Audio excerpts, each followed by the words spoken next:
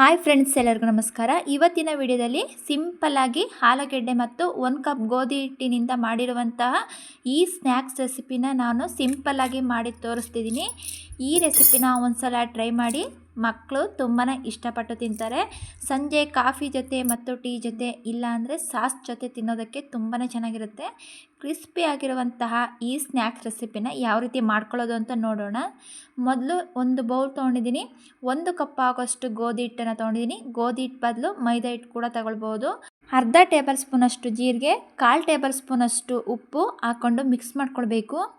Mix ಮಾಡಿದ ನಂತರ 3 table ಸ್ಪೂನಷ್ಟು ಎಣ್ಣೆನ ಬಿಸಿ ಮಾಡಿಕೊಂಡು ಹಾಕ್ಕೊಳ್ತೀನಿ. ಎಣ್ಣೆ ಬದಲು ತುಪ್ಪನಾದರೂ ನಾವು ಹಾಕ್ಕೊಳ್ಬೋದು. ಎಣ್ಣೆ ಅಥವಾ ತುಪ್ಪ ಹಾಕೋದ್ರಿಂದ ಸ್ನ್ಯಾಕ್ಸು ತುಂಬಾ ಕ್ರಿಸ್ಪಿಯಾಗಿ ಗರಿಯಾಗಿ ಬರುತ್ತೆ. ನೀರು ಹಾಕ್ಕೊಂಡು ಮಿಕ್ಸ್ ಮಾಡ್ಕೊಳ್ಬೇಕು. ಚಪಾತಿ ಹಿಟ್ಟು ಯಾವ ರೀತಿ ನಾದ್ಕೋತೀವೋ ಅದೇ ರೀತಿ ನಾವು ನಾದ್ಕೊಳ್ಬೇಕು. ಚಿಕ್ಕ ಗ್ಲಾಸಲ್ಲಿ ಅರ್ಧ ಗ್ಲಾಸಷ್ಟು ಹಾಲನ್ನು ಹಾಕ್ಕೊಳ್ತಿದ್ದೀನಿ. ಕಾಯಿಸಿ ಆರಿಸಿರುವಂತಹ ಹಾಲನ್ನು ಹಾಕ್ಕೊಳ್ತಿದ್ದೀನಿ. ಹಾಲು ಹಾಕೋದ್ರಿಂದ ಟೇಸ್ಟ್ ಕೂಡ ಚೆನ್ನಾಗಿರುತ್ತೆ. ಹಿಟ್ಟು ಕೂಡ ಬೇಗನೆ ಸಾಫ್ಟಾಗಿ ನೆನೆಯುತ್ತೆ. ಹಿಟ್ಟನ್ನು ಚೆನ್ನಾಗಿ ನಾದ್ಕೊಳ್ಬೇಕು. ನಾನು ಮಿಕ್ಸ್ ಮಾಡಿಕೊಂಡು ಒಂದು ಅರ್ಧ ಗಂಟೆ ಅದನ್ನು ನೆನೆಸೋದಕ್ಕೆ ಇಟ್ಕೊಳ್ತಿದ್ದೀನಿ. ನೆನೆಸೋದಕ್ಕೆ ಟೈಮ್ ಇಲ್ಲ ಅನ್ನೋವರು ಮಿಕ್ಸ್ ಮಾಡ್ಕೊಳ್ಬೇಕಾದ್ರೆ ಸ್ವಲ್ಪ ಬಿಸಿ ನೀರು, ಸ್ವಲ್ಪ ಬಿಸಿ ಹಾಲನ್ನು ಹಾಕ್ಕೊಂಡು ಮಿಕ್ಸ್ ಮಾಡಿಕೊಂಡು ಆ ನಂತರ ನಾವು ಇನ್ಸ್ಟೆಂಟಾಗಿ ನಾವು ಮಾಡ್ಕೊಳ್ಬೋದು. ಅರ್ಧ ಟೇಬಲ್ ಸ್ಪೂನಷ್ಟು ಎಣ್ಣೆಯನ್ನು ಹಾಕ್ಕೊಂಡು ನಾನು ನಾದ್ಕೊಳ್ತಿದ್ದೀನಿ. ಹಿಟ್ಟನ್ನು ಎಷ್ಟು ಚೆನ್ನಾಗಿ ನಾವು ನಾದ್ಕೊಳ್ತೀವೋ ಅಷ್ಟು ಸಾಫ್ಟಾಗಿ ಬರುತ್ತೆ. ನೋಡಿ, ನಾದ್ಕೊಂಡಾಗಿದೆ. ಒಂದು ಪ್ಲೇಟ್ ಮುಚ್ಚಿ ಒಂದು ಅರ್ಧ ಗಂಟೆ ಅದನ್ನು ನೆನೆಸೋದಕ್ಕೆ ನಾನು ಇಟ್ಕೊಳ್ತಿದ್ದೀನಿ. ಅಷ್ಟರಲ್ಲಿ ಆಲೂಗೆಡ್ಡೆ ಸ್ಟಫಿಂಗ್ನ ನಾನು ರೆಡಿ ಮಾಡ್ಕೊಳ್ತಿದ್ದೀನಿ. 3 ಆಲೂಗೆಡ್ಡೆಯನ್ನು ಬೇಯಿಸ್ಕೊಂಡು ಸಿಪ್ಪೆನೆಲ್ಲ ತೆಗೆದುಬಿಟ್ಟು ತಣ್ಣಗಾಗಲು ಇಟ್ಕೊಂಡಿದ್ದೆ. ಆಲೂಗೆಡ್ಡೆಯನ್ನು ನಾವು ಸ್ಮ್ಯಾಶ್ ಮಾಡ್ಕೊಳ್ಬೇಕು. ನಾನಿಲ್ಲಿ ತುರ್ಕೊಳ್ತಿದ್ದೀನಿ. ತುರಿಯೋದ್ರಿಂದ ಆಲೂಗೆಡ್ಡೆ ಸ್ವಲ್ಪನೂ ಗಂಟಿಲ್ಲದೆ ತುಂಬಾ ಸಾಫ್ಟಾಗಿ ಬರುತ್ತೆ. ನಾವು ಹಾಗೇ ಮ್ಯಾಶ್ ಮಾಡಿಕೊಂಡ್ರೆ ಅಲ್ಲಲ್ಲೇ ಸ್ವಲ್ಪ ಗಂಟಿರೋದ್ರಿಂದ ನಾವು ಈ ರೀತಿ ತುರಿದು ಹಾಕೋದ್ರಿಂದ ನೋಡಿ ಇಷ್ಟು ಸಾಫ್ಟಾಗಿ ನುಣುಪಾಗಿ ಬರುತ್ತೆ. ರುಚಿಗೆ ತಕ್ಕಷ್ಟು 1/4 ಟೇಬಲ್ ಸ್ಪೂನಷ್ಟು ಉಪ್ಪು, ಖಾರಕ್ಕೆ ತಕ್ಕಷ್ಟು 1/4 ಟೇಬಲ್ ಸ್ಪೂನಷ್ಟು ಅಚ್ಚ ಖಾರದ ಪುಡಿ, ಚಿಟಿಕೆಯಷ್ಟು ಅರಿಶಿನ ಪುಡಿ, 1/4 ಟೇಬಲ್ ಸ್ಪೂನಷ್ಟು ಪೆಪ್ಪರ್ ಪೌಡರ್, 1/4 ಟೇಬಲ್ ಸ್ಪೂನಷ್ಟು ಚಾಟ್ ಮಸಾಲ, ಸ್ವಲ್ಪ ಕೊತ್ತಂಬರಿ ಸೊಪ್ಪನ್ನು ಸಣ್ಣದಾಗಿ ಕಟ್ ಮಾಡಿಕೊಂಡು ಹಾಕ್ಕೊಂಡಿದ್ದೀನಿ. ಈಗ ನಾವು ಮಿಕ್ಸ್ ಮಾಡ್ಕೊಳ್ಬೇಕು. ಉಪ್ಪು ಮಸಾಲೆ ಎಲ್ಲ ನೀಟಾಗಿ ಆಲೂಗೆಡ್ಡೆಗೆ ಮಿಕ್ಸ್ ಮಾಡ್ಕೊಳ್ಬೇಕು. ನೋಡಿ, ಈ ರೀತಿ ನಾವು ತುರ್ತಿ ಹಾಕೋದ್ರಿಂದ ಸ್ವಲ್ಪನೂ ಸಹ ಗಂಟಿಲ್ಲದ ರೀತಿ ತುಂಬಾ ಸಾಫ್ಟಾಗಿದೆ. ಆಲೂಗೆಡ್ಡೆ ಸ್ಟಫಿಂಗು ರೆಡಿಯಾಗಿದೆ. ಕೇವಲ 2 ನಿಮಿಷದಲ್ಲಿ ಆಲೂಗೆಡ್ಡೆ ಸ್ಟಫಿಂಗ್ನ ನಾವು ರೆಡಿ ಮಾಡ್ಕೊಳ್ಬೋದು. ಆಲೂಗೆಡ್ಡೆಯನ್ನು ಬೇಯಿಸ್ಕೊಂಡು ಇಟ್ಕೊಂಡ್ರೆ ನೋಡಿ ತಕ್ಷಣ ಮಾಡ್ಕೊಳ್ಬೋದು. ಈಗ ನಾವು ಚಪಾತಿ ಹಿಟ್ಟನ್ನು ನಾನು ತಗೊಳ್ತಿದ್ದೀನಿ. ಈಗ ಮತ್ತೆ ಒಂದು ಸಲ ಚೆನ್ನಾಗಿ ನಾದ್ಕೊಂಡು ನಮಗೆ ಯಾವ ಸೈಜಲ್ಲಿ ಬೇಕೋ ಆ ಸೈಜಲ್ಲಿ ನಾವು ಉಂಡೆಗಳನ್ನಾಗಿ ಮಾಡ್ಕೊಳ್ಳೋಣ. ನಾವು ಎಷ್ಟು ಅಗಲವಾಗಿ ನಾವು ಲಟ್ಟಿಸ್ಕೊಳ್ತೀವೋ ಅಷ್ಟು ಹಿಟ್ಟನ್ನು ನಾನು ತಗೊಂಡಿದ್ದೀನಿ. ಹಿಟ್ಟನ್ನು ಈಗ ನಾವು ಲಟ್ಟಿಸ್ಕೊಳ್ಬೇಕು. ಒಂದು ಮಣೆಯ ಮೇಲೆ ಸ್ವಲ್ಪ ಗೋಧಿ ಹಿಟ್ಟನ್ನು ಚೆಲ್ಕೊಂಡು ಆ ನಂತರ ನಾನು ಹಿಟ್ಟನ್ನು ಲಟ್ಟಿಸ್ಕೊಳ್ತೀನಿ.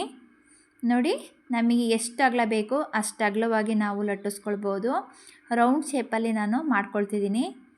ನೋಡಿ, ತುಂಬಾ ಸಿಂಪಲ್ ಆಗಿರುವಂತಹ ಈ ಸ್ನ್ಯಾಕ್ಸ್ ರೆಸಿಪಿನ ನೀವೊಂದ್ಸತಿ ಟ್ರೈ ಮಾಡಿ.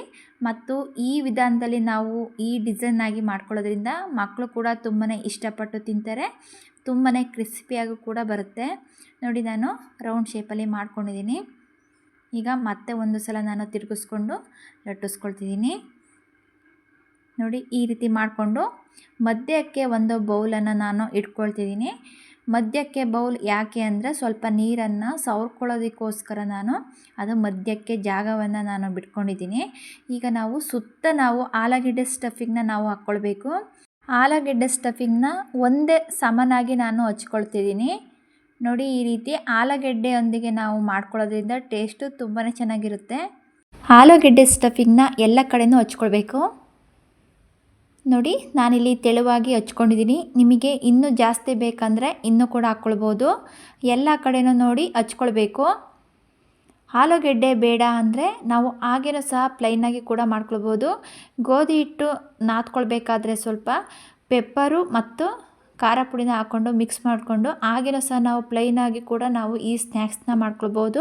ಮಧ್ಯದ ಬೌಲನ್ನು ನಾನು ತೆಗಿತಿದ್ದೀನಿ. ಮಧ್ಯಕ್ಕೆ ಸ್ವಲ್ಪ ನೀರನ್ನು ನಾನು ಹಚ್ಕೊಳ್ತಿದ್ದೀನಿ. ನೀರನ್ನು ಹಚ್ಕೊಳ್ಳೋದ್ರಿಂದ ಫೋಲ್ಡ್ ಮಾಡ್ಕೊಳ್ಬೇಕಾದ್ರೆ ಅದು ಅಂಟ್ಕೊಳ್ಳುತ್ತೆ. ಈಗ ನಾವು ಕಟ್ ಮಾಡ್ಕೊಳ್ಳೋಣ. ನೋಡಿ ಸ್ಟ್ರೈಟಾಗಿ ನಾವು ಕಟ್ ಮಾಡ್ಕೊಳ್ಬೇಕು. ನಾನು ಎಲ್ಲ ಕಡೆನೂ ನಾನು ಕಟ್ ಮಾಡ್ಕೊಳ್ತಿದ್ದೀನಿ. ನಾವು ಬೇಕಾದರೆ ದೊಡ್ಡ ಸೈಜಾಗಾರು ಮಾಡ್ಕೊಳ್ಬೋದು. ನಾನಿಲ್ಲಿ ಚಿಕ್ಕ ಸೈಜಾಗಿ ನಾನು ಮಾಡ್ಕೊಳ್ಳೋದ್ರಿಂದ ನಾನು ಕಟ್ ಮಾಡ್ಕೊಳ್ತಿದ್ದೀನಿ. ನೋಡಿ ನಮಗೆ ಪಿಜ್ಜಾ ಕಟ್ಟಿದ್ರೆ ಪಿಜ್ಜಾ ಕಟ್ಟರಲ್ಲೂ ಕೂಡ ನಾವು ಕಟ್ ಮಾಡ್ಕೊಳ್ಬೋದು. ನಾನಿಲ್ಲಿ ಚಾಕುವಿನಿಂದ ಕಟ್ ಮಾಡ್ಕೊಳ್ತಿದ್ದೀನಿ.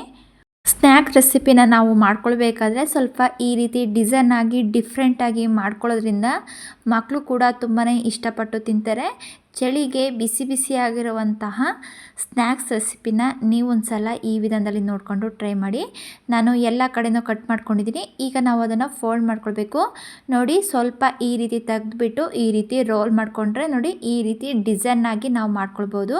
ಸ್ವಲ್ಪ ಇದನ್ನು ಪ್ರೆಸ್ ಮಾಡ್ಕೊಂಡ್ರೆ ಆಯಿತು. ಕೊನೆಯದಾಗಿ ನೋಡಿ ಯಾವ ರೀತಿ ಬಂದಿದೆ ಅಂತ. ಎಲ್ಲ ಹಿಟ್ಟನ್ನು ನಾನು ಇದೇ ರೀತಿ ಫೋಲ್ಡ್ ಮಾಡ್ಕೊಳ್ತಿದ್ದೀನಿ. ಸ್ವಲ್ಪ ಈ ರೀತಿ ಎಳೆದ್ಬಿಟ್ಟು ನಿಧಾನವಾಗಿ ಈ ರೀತಿ ಫೋಲ್ಡ್ ಮಾಡಿಕೊಂಡು ಈ ರೀತಿ ಎಳೆದ್ರೆ ಸಾಕು. ಸಿಂಪಲ್ಲಾಗಿ ಈ ಡಿಸೈನ್ನ ಮಾಡ್ಕೊಳ್ಬೋದು. ನೋಡಿ ನೋಡೋದಕ್ಕೆ ತುಂಬಾ ಚೆನ್ನಾಗಿ ಕಾಣಿಸ್ತಿದೆ, ತುಂಬಾ ಚೆನ್ನಾಗಿ ಬರುತ್ತೆ. ನಾವು ಈಸಿಯಾಗೂ ಕೂಡ ಮಾಡ್ಕೊಳ್ಬೋದು. ಜಸ್ಟ್ ಈ ರೀತಿ ಕಟ್ ಮಾಡಿಕೊಂಡು ಈ ರೀತಿ ನಾವು ರೋಲ್ ಮಾಡಿಕೊಂಡ್ರೆ ಈ ಡಿಸೈನ್ನ ನಾವು ಮಾಡ್ಕೊಳ್ಬೋದು. ನೋಡಿದ್ರೆ ಯಾವ ರೀತಿ ಮಾಡ್ಕೊಳ್ಳೋದಪ್ಪ ಅನಿಸುತ್ತೆ. ನೀವು ವಿಡಿಯೋದಲ್ಲಿ ನೋಡಿಕೊಂಡು ಒಂದ್ಸತಿ ಟ್ರೈ ಮಾಡಿ. ತುಂಬಾ ಸಿಂಪಲ್ಲಾಗಿ ನಾವು ಮಾಡ್ಕೊಳ್ಬೋದು. ಈ ವಿಧಾನದಲ್ಲಿ ನಾವು ಮಾಡಿಕೊಂಡು ಎಣ್ಣೆಯಲ್ಲಿ ನಾವು ಡೀಪ್ ಫ್ರೈ ಮಾಡ್ಕೊಳ್ಬೇಕಾದ್ರೆ ಒಳಗಡೆ ಹಾಕಿರುವಂತಹ ಆಲೂಗೆಡ್ಡೆ ಸ್ಟಫಿಂಗು ಸ್ವಲ್ಪನೂ ಬಿಟ್ಕೊಳ್ಳಲ್ಲ. ನೋಡಿ ಈ ರೀತಿ ಲೇಯರ್ಸ್ ಆಗಿ ತಿನ್ನೋದಕ್ಕಂತೂ ತುಂಬಾ ಚೆನ್ನಾಗಿರುತ್ತೆ. ಮೇಲ್ಗಡೆ ಕ್ರಿಸ್ಪಿಯಾಗಿ ಒಳಗಡೆ ಆಲೂಗೆಡ್ಡೆ ಸ್ಟಫಿಂಗ್ ಇರೋದ್ರಿಂದ ತಿನ್ನೋದಕ್ಕಂತೂ ತುಂಬಾ ರುಚಿಯಾಗಿರುತ್ತೆ. ನೋಡಿ ಎಲ್ಲ ಹಿಟ್ಟನ್ನು ನಾವು ಇದೇ ರೀತಿ ನಾವು ಮಾಡ್ಕೊಳ್ಬೋದು. ಈ ರೀತಿ ಲೇಯರ್ಸ್ಗಳನ್ನಾಗಿ ನಾನು ಮಾಡಿಕೊಂಡು ಇಟ್ಕೊಂಡಿದ್ದೀನಿ. ಸಿಂಪಲ್ಲಾಗಿರುವಂತಹ ಈ ಸ್ನ್ಯಾಕ್ಸ್ ರೆಸಿಪಿನ ನೀವು ಒಂದು ಸಲ ಟ್ರೈ ಮಾಡಿ. ತುಂಬಾ ಈಸಿಯಾಗಿ ಮಾಡ್ಕೊಳ್ಬೋದು. ನಾನು ರೆಡಿ ಮಾಡಿಕೊಂಡು ಒಂದು ಪಾತ್ರೆಗೆ ನಾನು ಇಟ್ಕೊಂಡಿದ್ದೀನಿ. ಸ್ಟವ್ ಆನ್ ಮಾಡಿ ಈಗ ಎಣ್ಣೆನ ಬಿಸಿ ಮಾಡ್ಕೊಳ್ಳೋದಕ್ಕೆ ಇಟ್ಕೊಳ್ತಿದ್ದೀನಿ. ಎಣ್ಣೆ ಬಿಸಿಯಾಗಿದೆಯೋ ಇಲ್ವಂತ ಸ್ವಲ್ಪ ಹಿಟ್ಟನ್ನು ಹಾಕಿ ನೋಡ್ಕೊಳ್ಳೋಣ. ನೋಡಿ ಎಣ್ಣೆ ಬಿಸಿಯಾಗಿದೆ. ಹಾಕಿದ ತಕ್ಷಣ ಅದಿಟ್ಟು ಮೇಲ್ಗಡೆ ಬರಬೇಕು. ಈಗ ನಾವು ಮಾಡ್ಕೊಂಡಿರುವಂತಹ ಸ್ನ್ಯಾಕ್ಸ್ಗಳನ್ನು ನಾವು ಒಂದೊಂದೇ ಈ ರೀತಿ ಹಾಕ್ಕೊಳ್ಬೇಕು. ಫ್ರೈ ಮಾಡ್ಕೊಳ್ಬೇಕಾದ್ರೆ ನಾವು ಸ್ಟವ್ನ ಮೀಡಿಯಮ್ ಫ್ಲೇಮಲ್ಲೇ ಇಟ್ಕೊಂಡು ಬೇಯಿಸ್ಕೊಳ್ಬೇಕು. ಜಾಸ್ತಿ ಉರಿಯಲ್ಲಿ ಬೇಯಿಸ್ಕೊಳ್ಳೋದ್ರಿಂದ ಒಳಗಡೆ ಬೇಯೋಲ್ಲ, ಮೇಲೆ ಮಾತ್ರ ಅದು ಕಲರ್ ಚೇಂಜಾಗಿ ಮೆತ್ತಗಾಗ್ಬಿಡುತ್ತೆ. ನಾವು ಮೀಡಿಯಮ್ ಫ್ಲೇಮಲ್ಲಿ ಬೇಯಿಸ್ಕೊಳ್ಳೋದ್ರಿಂದ ಸ್ನ್ಯಾಕ್ಸು ತುಂಬಾ ಗರಿ ಗರಿಯಾಗಿ ಕ್ರಿಸ್ಪಿಯಾಗಿ ಬರುತ್ತೆ. ನೋಡಿ ನಾವು ಮೀಡಿಯಮ್ ಫ್ಲೇಮಲ್ಲಿ ಒಂದು 5 ನಿಮಿಷ ಅದನ್ನು ಬೇಯಿಸ್ಕೊಂಡ್ರೆ ಸಾಕು, ಬೇಗನೆ ಬೆಂದ್ಬಿಡುತ್ತೆ. ಕಲರ್ ಸ್ವಲ್ಪ ಗೋಲ್ಡನ್ ಕಲರ್ ಬರೋವರೆಗೂ ನಾವು ಅದನ್ನು ಫ್ರೈ ಮಾಡ್ಕೊಳ್ಬೇಕು. ನೋಡಿ ಈಗ ಗೋಲ್ಡನ್ ಕಲರ್ ಬಂದಿದೆ. ಈಗ ಎಣ್ಣೆನೆಲ್ಲ ಸೋಸ್ಕೊಂಡ್ಬಿಟ್ಟು ಒಂದು ಪಾತ್ರಕ್ಕೆ ತೆಗೆದಿಟ್ಕೊಳ್ಬೇಕು. ನೋಡಿ ತುಂಬಾ ಗರಿ ಗರಿಯಾಗಿರುವಂತಹ ಸ್ನ್ಯಾಕ್ಸ್ ತುಂಬಾ ಚೆನ್ನಾಗಿ ಬಂದಿದೆ. ಉಳಿದಿರುವಂತಹ ಹಿಟ್ಟನ್ನು ನಾನು ಹಾಕ್ಕೊಳ್ತಿದ್ದೀನಿ. ಸ್ಟವ್ನ ಮೀಡಿಯಮ್ ಫ್ಲೇಮಲ್ಲೇ ಇಟ್ಕೊಂಡು ಇದನ್ನು ಕೂಡ ನಾನು ಬೇಯಿಸ್ಕೊಳ್ತಿದ್ದೀನಿ. ಬೆಂದ ನಂತರ ಎಣ್ಣೆಯನ್ನು ಸೋಸ್ಕೊಂಡು ಒಂದು ಪಾತ್ರೆಗೆ ತೆಗೆದಿಟ್ಕೊಳ್ಳೋಣ.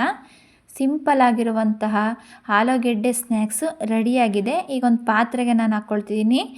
ನೋಡಿ ಆಲೂಗೆಡ್ಡೆ ಸ್ನ್ಯಾಕ್ಸು ಯಾವ ರೀತಿ ರೆಡಿಯಾಗಿದೆ ಅಂತ ತೋರಿಸ್ತಿದ್ದೀನಿ. ಮೇಲ್ಗಡೆ ಕ್ರಿಸ್ಪಿಯಾಗಿ ಒಳಗಡೆ ಸಾಫ್ಟಾಗಿರುವಂಥ ಈ ಸ್ನ್ಯಾಕ್ಸ್ ರೆಸಿಪಿ ಕಾಫಿ ಜೊತೆ, ಟೀ ಜೊತೆ, ಇಲ್ಲ ಅಂದರೆ ಟೊಮೊಟೊ ಸಾಸ್ ಜೊತೆ ನಾವು ತಿನ್ಬೋದು. ತುಂಬಾ ರುಚಿಯಾಗಿ ಮತ್ತು ಕ್ರಿಸ್ಪಿಯಾಗಿರುತ್ತೆ. ಈ ರೆಸಿಪಿ ನಿಮಗೆ ಇಷ್ಟ ಆಯಿತು ಅಂದರೆ ಫ್ಯಾಮಿಲಿ ಜೊತೆ, ಫ್ರೆಂಡ್ಸ್ ಜೊತೆ ಶೇರ್ ಮಾಡಿ.